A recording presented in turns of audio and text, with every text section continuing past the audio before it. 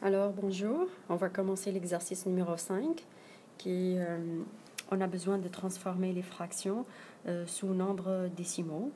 Alors, on a déjà 1,6 c'est écrit, puis 1,25. Pour 7 sur 4, je vais juste expliquer que 7 sur 4, ça peut être écrit sous forme de 1 3 quarts.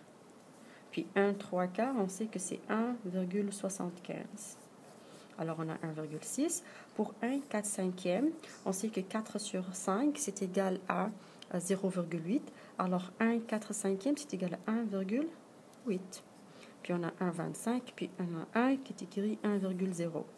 Alors, ici, l'étape numéro 2, on a besoin de les mettre sous l'ordre croissant. Pour cela, on a 1,08, 1,25, oui, puis 1,6, 1,75 et 1,8. Pour les mettre sous la droite numérique, comme vous voyez très bien, j'ai juste mis mon point 1 et 2 parce que tous les nombres sont entre 1 et 2. Alors, on a déjà 1, c'est bon. 1,25, c'est à peu près ici. Puis 1,6, on a ici 1,5, alors 1,6 c'est à peu près ici. Puis 1,75, elle est juste là, 1,75. Pour 1,8, elle est juste comme très proche aussi de 75, disons, c'est juste ici. Je vais le mettre juste en haut pour qu'on peut le voir. Ça c'est petit a. Pour petit b, même raisonnement. Alors, on a 1,875 et on a le 2 déjà. 2, 5 sur 8. 5 sur 8, c'est égal à 625, 0,625. Alors, 2 cinquièmes de 8, c'est écrit 2, 625, 1,875. On a 2 3 quarts. On sait que 3 quarts, c'est 0,75. Alors, 2 3 quarts, c'est 2,75. Puis 5 demi, c'est 2 et demi. Et on a le 2. La même chose, ordre croissant. Pour cela, c'est du petit au plus grand. Alors 1, 875, 2, 2,5, 2, 625 et 2, 75. Pour la droite numérique, j'ai besoin de mettre mon 1, mon 2 et mon 3 parce que tous les nombres sont entre 1, 2 et 3. C'est pour cela que j'ai juste laissé faire les zéros et les autres nombres. Alors, pour 1, c'est ici. Pour 1, 875, j'ai ici 1,5. 1,75 est à peu près ici. Pour 1, 875, disons, je vais le mettre ici. Approximation. 1, 875. 2,5. Alors, 2,25. 2,5 est ici. 2,625 est juste après 2,5. Alors, je vais le mettre juste en haut, mais juste après le 2,5. Alors, 2,625. Puis 2,75 est juste là. Je vais le mettre en bas. C'est 2,75. Pour l'exercice numéro 7,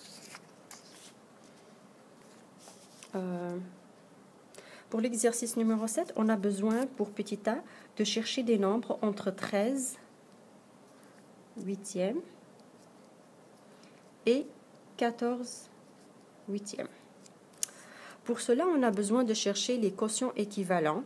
On peut multiplier par 2, comme on peut multiplier par 3 le quotient, comme on peut multiplier par n'importe quel nombre. Mais pour le calcul le plus simple, on peut calculer par 2. Alors, si on multiplie par 2, alors on a le quotient équivalent de 13 huitièmes, c'est le 26 sur 16. Et l'équivalent de 14 sur 8, c'est 28 sur 16. Et le quotient qui est entre les deux, c'est 27 sur 16. Si on multiplie par 3, alors la même chose, on obtient on obtiendra 39 sur 24. Et ici, 14 fois 3, c'est égal à, je pense, 41 sur 24. Et les quotients entre les deux, c'est 40 sur 24. Voilà, et sur 24. Alors, on peut choisir soit multiplier par 2, soit multiplier par 3. Pour l'exercice, le petit b, on a besoin de chercher des nombres entre 2,2 et 2,3. Et on a un petit indice ici qui nous montre que 1,1, ça suit 1,11 jusqu'à 1,2. Alors, tu sais que le 0 après la virgule ne fait n'a aucun effet. Alors, pour cela, 2,20, c'est la même chose que 2,2. Et 2,3, c'est la même chose que 2,30. Alors, on peut écrire toute la combinaison entre 2,30 et 2,20. Alors, on peut écrire 2,21, 2,22, et ainsi de suite, jusqu'à 2,29 et 2,30 ou 3 par la suite. Pour l'exercice numéro 8,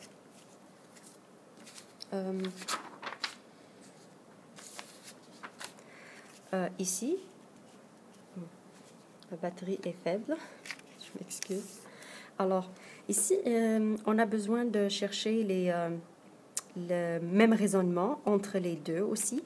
Alors, 5 sur 7 et 6 sur 7, on a besoin de aussi faire chercher le quotient équivalent, comme je viens de dire dans l'exercice numéro 7, qu'on peut multiplier par 2, par 3, par 4, n'importe quel nombre pour chercher le quotient équivalent. Pour le calcul le plus simple, généralement, on multiplie par 2. Alors, si on multiplie par 2, ça fait 10 sur 14 comme quotient équivalent. Et ici, c'est 12 sur 14. Alors, le quotient qui est entre les deux, ça peut être 11 sur 14. Pour 1 2 cinquièmes et 8 cinquièmes, je vais le mettre juste ici. 1 2 cinquièmes, c'est égal à quoi en fin de compte? C'est 5 sur 5.